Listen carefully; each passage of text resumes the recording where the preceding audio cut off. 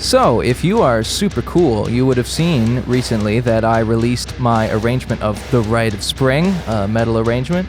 And shortly after releasing it, I received a coupon from CD Baby for one free mastered track. And, I thought, well, hey, I have this coupon. I might as well use it on the Rite of Spring and then compare it with the master that I had done by Akulkani. You should know him from Tesseract and also mastering lots of other people's things. And I wanted to see what kind of quality is going to come out of an automated master that you get on a website or a program or whatever, compared with, a work of art from someone who really knows what to listen for, what to tweak, and so on and so forth. Found my coupon. I found that it didn't work, and they wouldn't give me a new one, even though there was no expiry on the code. So I paid for it anyway. It was $9.90. So if you want to help cover the cost of doing this video to bring you this knowledge, please support me on the Patreon. Patreon will be linked below, and if I don't know if I can put a link in here, just whatever. But without further ado, let's get to the video. Let's check it out. So here we are in Studio One, Studio One 5. I finally got to upgrade, and I have all the different masters here on the left side. So this one is the unmastered mix that I did. This one here is my mix that I did my best attempt at mastering it. And then I have Akul's mix under here. Master. Go to 4dsounds.com. You can send him your track and have him mastered for you.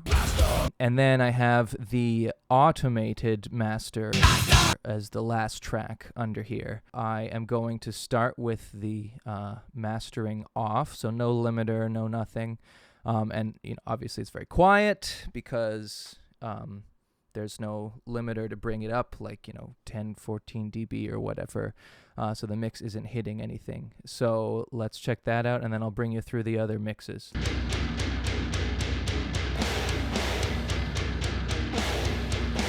So, as you can see, it's very quiet. The mix is done, but it needs the final touch of mastering on top.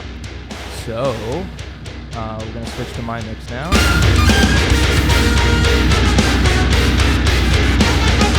Much louder, much more aggressive. And then really where you can hear the final polish of getting someone to master your track for you who really knows what they're doing is going to come when we A-B these two. This is my mix.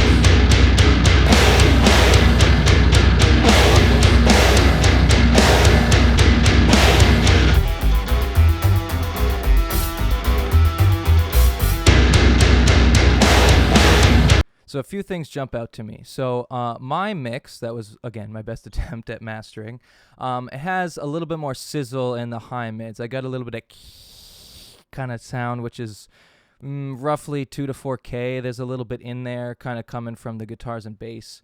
And then I also have some more lower mids than that. Not low mids, but around 1K. There's a little bit of a in there when I A-B it with Akul's master. You can kind of hear that.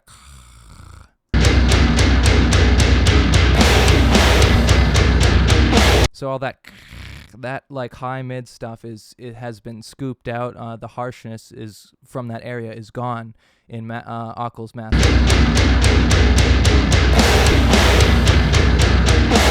We've also got a little less lows, like kind of low mid and rumble to kind of clean it up a bit.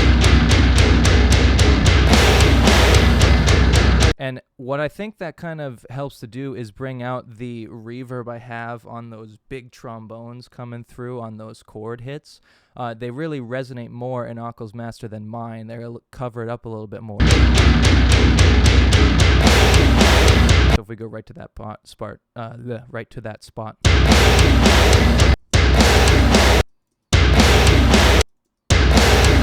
you can really hear the reverb on those hits in Akul's master.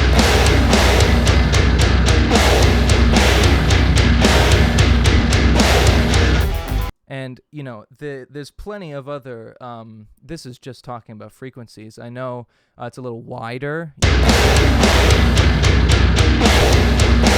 Mine is very, I have a little bit of widening going on in my attempt at mastering, but it's very comparatively centered in the mix of what you're hearing in your headphones or on your monitors or whatever. It's a little bit more in the center. When you switch to Occels, you hear it kind of, pan out like that.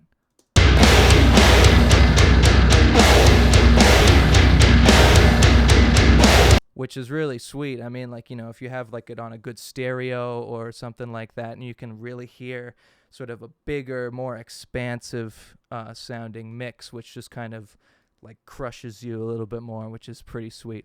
And of course, there's saturation going on the mastering as well. So my attempt had some just EQ, scooping some low mids between 200 and 300-ish, boosting a little around 100 and that area to give a little bit of the warmth and oomph of the lows, kind of down to 60-ish area. And then a high shelf from I think 5K up. I don't like to boost between 2 and 4K on the master, even if you cut it other places. I just find usually when I'm adding the sparkle on the top for EQs and stuff, I'm boosting from 5 upwards, and just to, again, I guess, mitigate some harshness, which, as you can see, is something I could probably get better at doing for master, comparing it with Occels there. But yes, saturation as well. So I had the EQ, and then Saturn doing some different kinds of saturation split on, I think, 3 different bands, and then I had it going into flatline as my master. I had those 3 things. Anything else I had for master bus plugins were still on when I sent it to Ockel. But so you can hear totally the extra polish given in there. I'm going to a different spot too.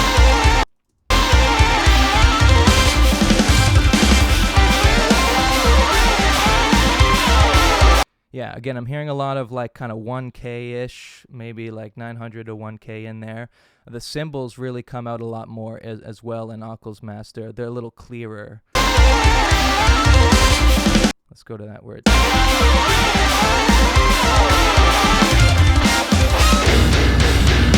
Again, try let's later part.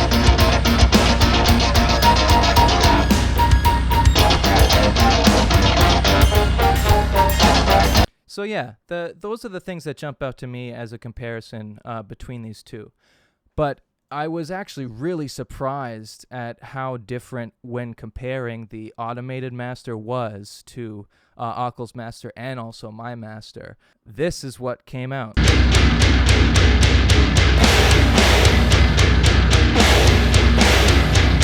Did you hear the difference? Because I did. Let's A-B that with Ockel's first. Let's start with Ockel's.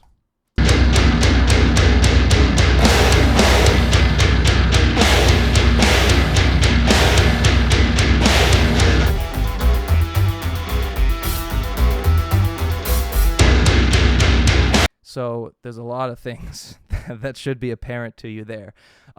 There's still harshness on the top that, honestly, I feel like comes through a little more than my attempt at mastering. Yeah, I mean, that's one thing. I think probably the biggest thing is the lack of lows.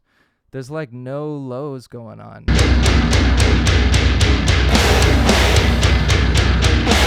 Yet there's still some kind of low mid mud, but then there's no rumble going on.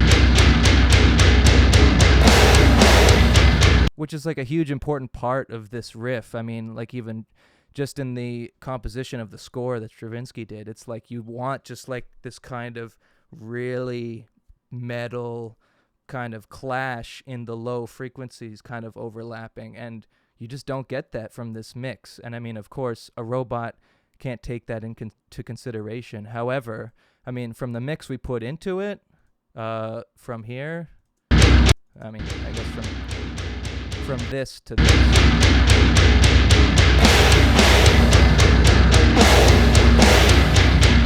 It's just very lackluster, and sounds pretty Bush League, honestly. If I got sent back that master, I would have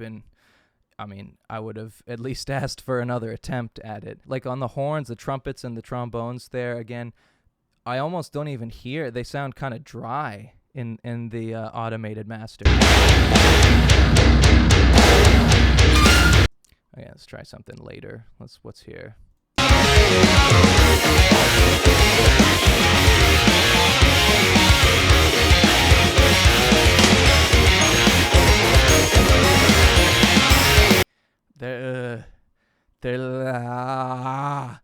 I really dislike that. With those muted trumpets, the harshness came through so hard on this automated master.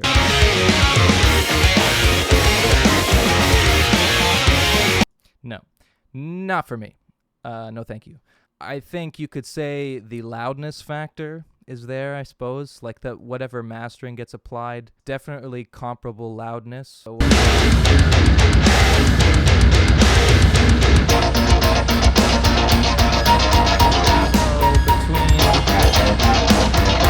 like negative 0.7 and negative 1 on occels.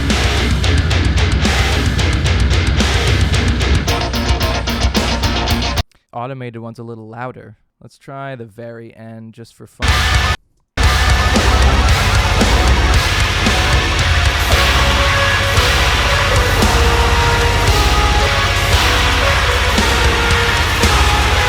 Nah, still very thin. And I actually requested specifically just this last section here. That occal boost the rumble of the lows there a little bit more than the rest of the master. And, of course, I can't tell a computer program to do that. There's a whole, aspect of notes to give to the person mastering music if you want something automated. As it stands, it's not worth it. I mean, you can get very affordable mastering from a plethora of people waiting to master your stuff, and you don't have to just give it to some stupid website that has a subpar algorithm. Mastering is absolutely an art. When you get down to it, you can go through any number of YouTube rabbit holes, watching people talk about mastering and the equipment they use, their approach to things, little tricks of their own, and so on and everything like that. And you just can't, you're not going to get that with a computer. It's like having, one of those computer programs write a piece of music. It might be sort of like the easy logical path, but it can't make decisions like a human can and make sort of its own art form out of it and really give a final polish. So, I mean, plenty of guys, Ockel, Adam Bentley mastered my Levon arrangement, and an easy Google would come up with a plethora of people who could master your stuff. So don't release something that you had automatically mastered, please. Please don't do it. So what makes a good master? We've seen that an automated master is going to give you subpar results, but why? Well, on our quest to find out how to get good masters, how to find people to do them, and what goes into it, we're going to go talk to my friend Jakob. He's mastered lots of stuff, and, well, let's just let him speak for himself. So, welcome to my studio. So, it's my home studio, and so what's always kind of a fun trick is if you step out here, and this is, our apartment, and it sounds like an apartment, you don't even think about it, right? It just sounds like a New York apartment, right? But it's this very satisfying feeling to then come in here, like Zen. You can hear that my voice sounds different. And So the idea behind it was that I had a budget in mind for it, and I kind of made a deal with myself. I'm gonna spend no money on hardware, on outboard hardware, that is. Yeah. And my priorities are gonna be room treatment, by far the biggest expense, and then speakers, and then everything else. In case you don't know, these treatments that just looks like Inception or whatever you want to say, that is actually important treatment for the room, because you can't just listen to a mix off of the studio speakers just in any kind of conditions in the room without being treated, because you'll have bass traps in the corners, and I mean any number of like kind of frequencies that are not equalized in the room. So that's why a lot of people who don't have a setup like this, if they're mixing or something, they can do it. You can do it on headphones, which is the better way to do it if you don't have a setup like Jakob's here. But yeah, because we're professional. We like to be professional here. So, everybody, this is my friend Jakob. We know each other through musical theater, Broadway stuff here in New York, I think primarily. Right. But we both have been doing like some, audio mixing, mastering stuff like outside of that world. So I don't want to take the wind out of your sails or speak for you too much. Like, tell us about like some of the stuff you've been working on for mastering people's stuff, and we'll go from there. Sure.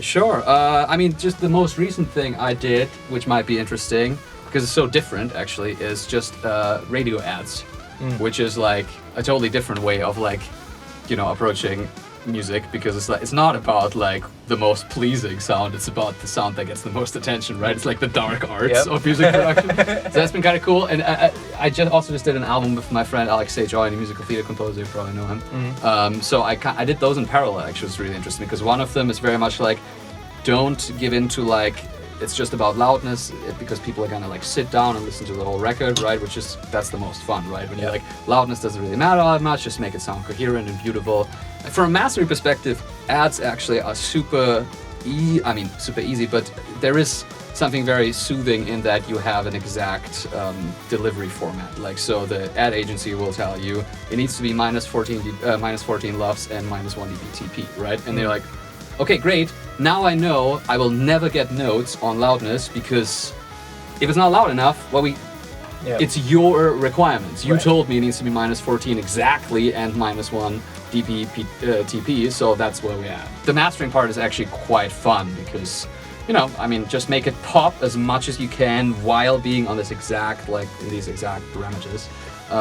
So I actually quite enjoyed that, even though you feel a little bit weird because this is like the evil side of music production. Exactly. So like for like different mastering engineers, like the different guys will have like a specialty. Like obviously anyone who considers themselves a mastering engineer can really master whatever is sent to them, right? To me, mastering is about establishing a relationship with a pair of ears that you really, really trust, right? Like I don't master any of the stuff that I produce, right? Because to me, mastering is the main job of a mastering engineer is quality control, right? And I can't do that for myself, right? So when I'm producing for an artist, I send it off to Greg Ryerson, my mastering engineer, and we have a relationship where when I do something that he disagrees, he will just tell me, and I then have to be like, is that something that I intend, and do I need to explain to him kind of which direction we're going with, or is this just something that doesn't work? That's mastering to me, primarily. It's just somebody that I can, we finish the project, but before it gets sent out to the world, there is somebody else who can take a listen to it and do some micro adjustments, but also have a communication, have an open communication with me about something that we might want to change in the mix. But even if we were to in a couple of years get to a point where a track just sounds fantastic and it's done by a machine, that's still not replacing mastering to me, because mastering is having a human set of ears to tell me this is what I think of the track, and also to get all the references, right? Because there's one thing to tell an algorithm, this is my reference track, make it sound like that. It's another thing to have a conversation. You get sent a file by whoever to master. What are you listening for?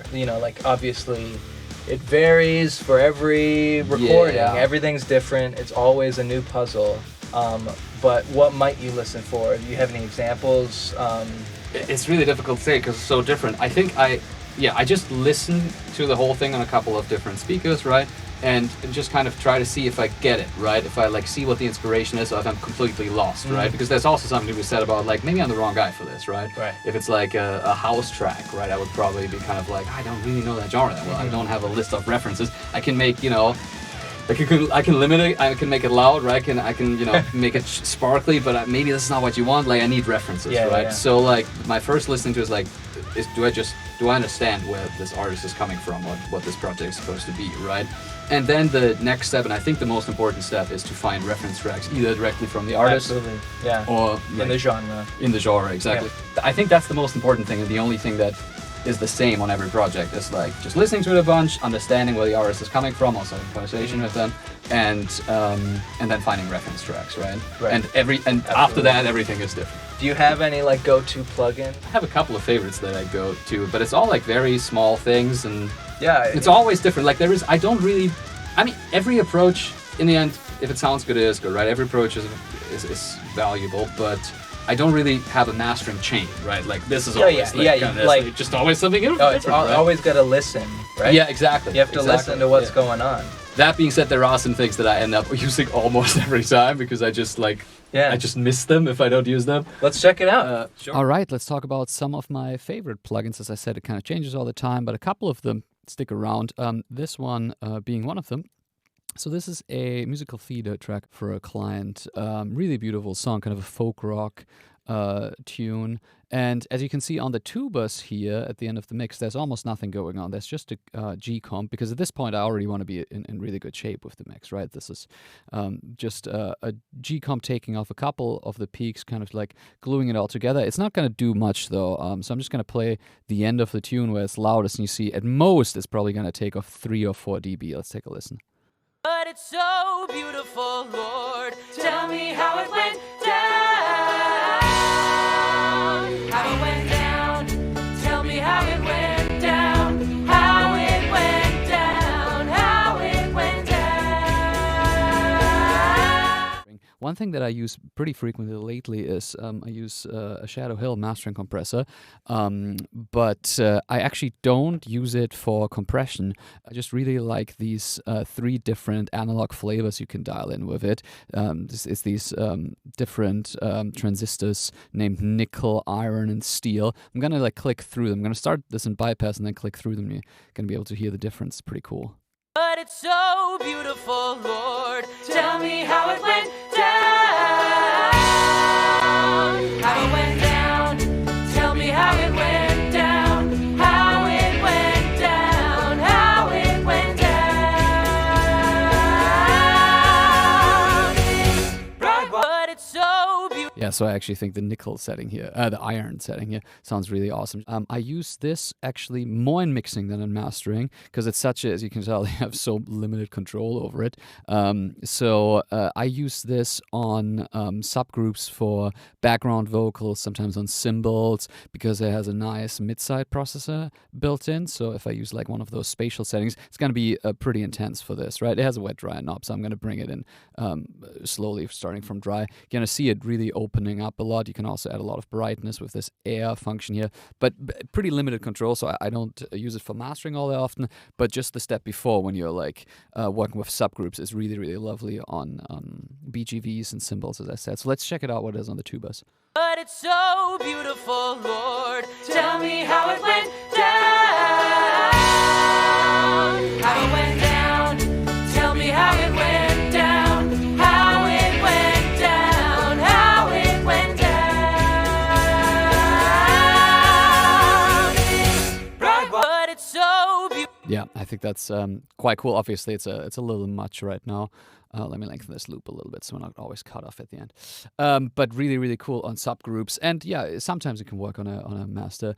Obviously, Soothe, that's a huge one. Where are you, Soothe? So you're probably familiar with this one. It's pretty hip right now. I basically think of it as like the opposite of an EQ. It kind of looks like an EQ, but what looks like a boost is actually a cut, because basically you're zooming in on resonances that you want to suppress, right? So if I demonstrate this here. But it's so beautiful, Lord. This is what it takes out of the signal. So if the signal is, if there's like a lot of acoustic guitar in it and you hear a lot of picking noise, you can go find the picking noise, bring it all the way up, and then take it out, right? If like you have a lot of we have a lot of female vocals here. If they're a little too bright, then we can look for those resonances, boost this, so to speak, which actually ends up bringing down the resonances. I use Soothe a lot of times if I need to fix something that I feel like wasn't recorded all that well. But yeah, it's so useful for so many in so many applications. Okay, let's see what else. Is switching up your EQs to one with which interface you're not super familiar, because it forces you to kind of break habits, right? Focusrite console. this one, which it sounds great. I actually don't find the interface super intuitive, because you have these two possible frequency bands that you could be selecting for every parameter, right? So this right now would be, what is this? I guess 3K. And if I hit this button, we're actually dealing with 9K, right? And the same applies down here. So it's not super intuitive, but sometimes that can help, because, if I'm using this and I'm not totally familiar with the surface, I actually can just listen in, and I'm not distracted by numbers. I don't think I know exactly where I have to set this. I can just kind of play and But it's so see what I like. beautiful, Lord. Tell me how it went down. How it went down. Tell me how it went down. How it went. Yeah, this one is cool because it doesn't even show you the numbers until you actually move the dial, right? And then realize, oh, this was only 2-3 dB. This is actually not a massive difference. Obviously, you can do that too here. So this one is quite cool. But I do like switching up EQs pretty regularly. So this one is one I just started using. One that I've been using for a long time is the dangerous stuff. That's great. Works in MS too. And of course, a classic, of course, is the Pultec. This, however, though, is kind of the problem, right? Because I've been using this so much that kind of the go-to is I set it to 16, I boost maybe 3, set it to 100, boost and attenuate, which actually just helps with the boost, right? You probably know about this trick. So this is this is adding, and this is cutting right before the boost, which helps emphasize the boost. But I'm so used to using this that I'm kind of go to this setting automatically, which sometimes takes the ears out of it a little bit, even though this is probably going to sound pretty good. But it's so beautiful, Lord. Tell me how it went down. How it went down. Tell me how it went down. Yeah, I think that sounds pretty good. But yeah, I'm just very used to this, so yeah, it helps just to kind of switch it up and try different EQs and just play around, kind of take the visual aspect out of it and just follow ears. One more thing actually that's probably cool to mention is I use a VU meter whenever I want to worry a little bit, but not too much about loudness, because to me it's much easier to read a VU meter than keep an eye on my LUFS levels. So if I have LUFS down here integrated, right? This actually it doesn't tell But me it's all that so much. beautiful, Lord. Right, Tell following me this. how it went down.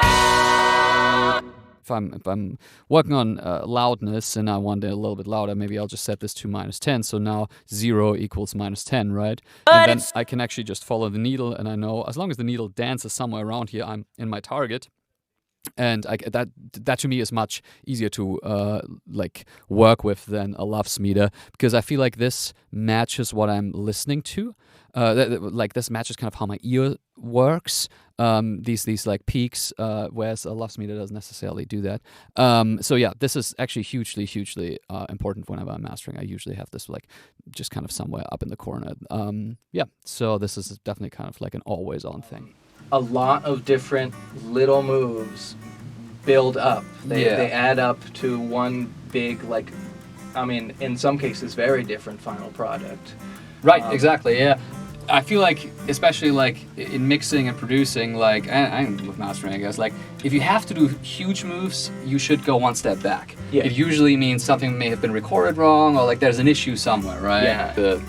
If you get it right in the first steps, it gets much easier in the steps that follow. Because then you don't need to make huge adjustments, like we're saying. Yeah, this is all tiny. You can, but you don't really want to make huge adjustments in one go on one plugin. Yeah. You want to be able to do little moves that add up to the final product. Yeah, exactly. This concludes our discussion on mastering.